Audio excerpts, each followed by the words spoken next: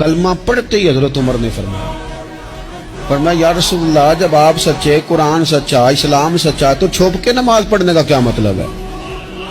فرمایا ابھی تعداد ہی کوئی نہیں، 40 تو مسلمان ہیں۔ عرض کی حضور مہربانی کریں نا، آپ صرف اجازت دیں۔ 20 لوگوں کی صفیں بنا دی گئیں، ایک صف کے آگے حضرت عمر ہیں، ایک صف کے آگے حضرت امیر حمزہ ہیں۔ جناب عمر کہنے لگے چونکہ آپ اللہ کے رسول ہیں تو لہذا نماز بھی آج اللہ کے گھر میں پڑھی جائے گی۔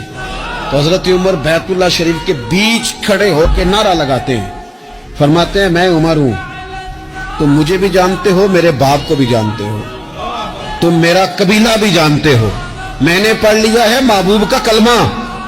اب جس نے بچے یتیم کرانے ہو اور اپنی بیوی بیوہ کرانی ہو وہ آئے اور مجھے روکے، یہ محبوب اللہ کے ہیں اور گھر بھی اللہ کا ہے، تو نماز بھی آج اللہ کے گھر میں پڑھی جائے گی۔